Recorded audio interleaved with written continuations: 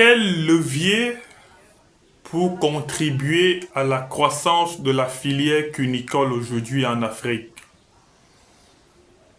La production cunicole aujourd'hui est sous le feu des projecteurs dans notre continent et il me plaît aujourd'hui d'essayer à ma façon de contribuer à la croissance de celle-ci en mettant à votre disposition quelques leviers que nous pouvons utiliser pour que cette filière puisse véritablement décoller et être ce que nous souhaitons.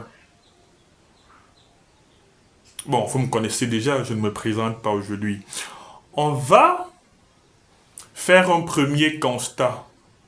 Ou du moins, je vais prendre 3 éléments que nous connaissons déjà.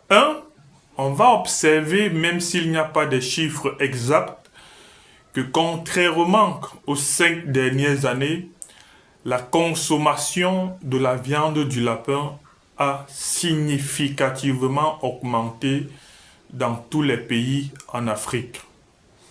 Il n'y a pas de chiffres parce qu'aujourd'hui, les plus grands acheteurs sont des grandes surfaces, supermarchés, restaurants et hôtels.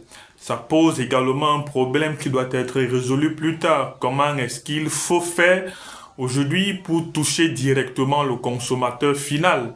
Parce que si on va au supermarché, certainement ce supermarché ne vend pas aux extraterrestres, il vend aux humains. Comment faire donc pour toucher le consommateur final? C'est pourquoi la nécessité, alors l'urgence de se mettre ensemble dans chaque pays, de créer des coopératives, sonne comme un impératif. Ça, c'est le premier constat qu'on a fait.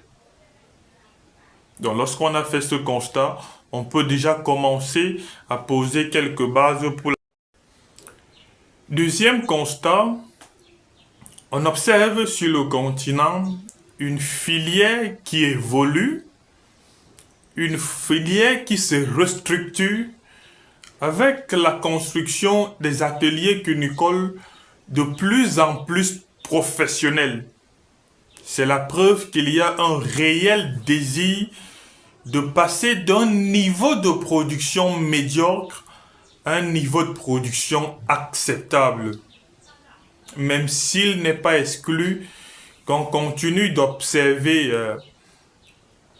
des élevages, je vais dire comme ça, traditionnels ou alors non conventionnels. Donc déjà que l'activité en elle-même, elle est non conventionnelle. Donc on continue à observer des élevages qui ne permettent pas au cuniculteur d'atteindre le plein potentiel dans sa production. Mais il faut noter tout de même, et il faut saluer tous ceux qui font l'effort aujourd'hui de donner une nouvelle image à cette filière. La troisième chose qu'on peut constater, c'est que sur 5 cuniculteurs que vous allez observer, 4 ont un âge inférieur à 40 ans. Et 3 ont entre 20 et 35 ans. Ceci suppose que l'activité ou la pratique de l'activité cunicole peut être une solution au problème du chômage qu'on observe dans la majorité, j'ai envie de dire dans tous les pays africains. Donc l'activité intéresse de plus en plus les jeunes, soit pour créer une seconde source de revenus, soit pour ceux qui se lancent directement. Nous n'avons pas encore particulièrement atteint un certain niveau, mais aujourd'hui, la seule activité que nous menons après le management des exploitations, c'est la production cunicole. Donc, s'il y a quelque chose qui nous permet de vivre aujourd'hui, c'est grâce au lapin qu'on peut vivre, c'est grâce au lapin qu'on peut manger. On a choisi ne pas être des fonctionnaires. On a choisi travailler avec vous parce que c'est vous les vrais patrons. Donc, lorsqu'on a fait tous ces petits constats, comme je le disais, on comprend que la filière cunicole, ou la pratique de l'activité cunicole, peut être une solution au problème du chômage qu'on observe. Il est donc question de restructurer cette filière. En fait, pas de la structurer, il est question de structurer cette filière parce qu'elle n'a jamais été structurée. Elle a toujours été faite de façon anarchique. Il faut donc définir quelques leviers sur lesquels on va intervenir pour permettre aux pratiquants de se développer. Lorsque j'ai donc fixé, si nous sommes d'accord sur ces bases, et que la cuniculture peut être considérée comme une solution du chômage, c'est-à-dire une profession, il y a donc nécessité à définir les éléments qui feront du futur cuniculteur un véritable pratiquant de ce métier. Alors ma question c'est qui doit être cuniculteur ou qui peut être cuniculteur? J'ai envie d'aller plus loin. Comment être un cuniculteur professionnel? La réponse à cette question, c'est le seul levier sur lequel je vais agir dans cette vidéo et je pense que c'est le plus capital parce qu'une fois qu'on a travaillé sur ce levier, le reste va couler. Avant de répondre, j'aime faire les constats. 5 personnes débutent l'activité pendant que 3 abandonnent. Ils sortent frustrés en ayant perdu suffisamment de temps et d'argent. Pourquoi? Parce qu'il y a un manque de connaissances. Il faut donc, là je réponds à ma question, il faut donc aujourd'hui, pour les professionnels que nous sommes, de non seulement communiquer suffisamment sur les pratiques professionnelles de l'activité, mais également, organiser ce que je vais appeler les réunions techniques. Qu'est-ce que j'appelle une réunion technique? Ça se fait sous l'impulsion d'un professionnel. Ce sont des éléments que nous essayons parfois de le faire, mais de façon virtuelle, pas des visioconférences. C'est pourquoi je profite pour vous rappeler qu'on a une visioconférence le 23 février 2025. Donc, les réunions techniques, c'est un regroupement de plusieurs experts pour discuter des questions précises. C'est-à-dire, on définit une thématique, on se retrouve sur une table ronde, on discute autour de cette thématique et on tire donc des conclusions qui vont être implémentées et évaluées dans des élevages par des éleveurs, accompagnés par des professionnels. Donc aujourd'hui, on le fait de façon virtuelle, mais il faut accentuer ces réunions techniques.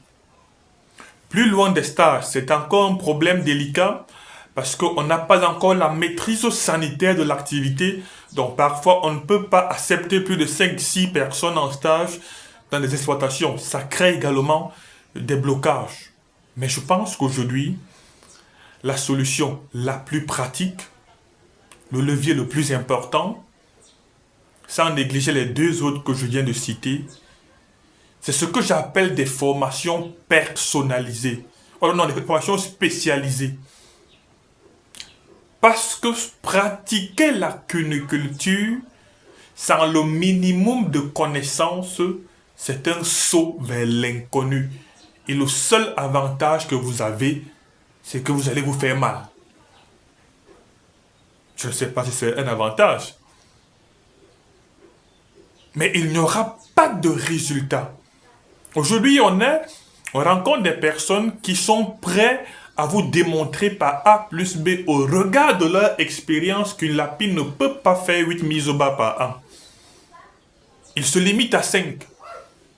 On rencontre des cuniculteurs qui vous disent qu'il est impossible de faire le sevrage de l'apéro à 35 jours. Allons-nous développer la filière cunicole en Afrique sur cette lancée, ou alors avec cette connaissance embryonnaire, ou alors avec cette mauvaise connaissance, parce qu'elle n'est même pas embryonnaire, elle est mauvaise, elle est erronée. Le levier majeur aujourd'hui, pour moi, j'estime que ce sont des réunions techniques,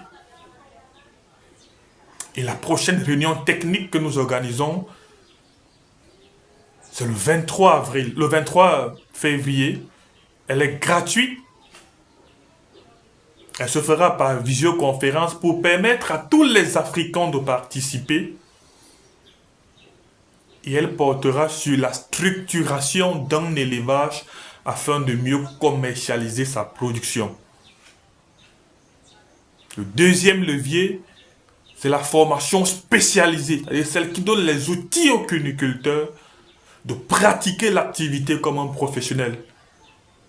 C'est-à-dire comment mettre sur pied un atelier et conduire cet atelier de façon professionnelle. Nous avons organisé une masterclass qui a apporté des excellents fruits depuis le 13 janvier. Et la seconde pour cette année, nous en aurons 4, une chaque trimestre.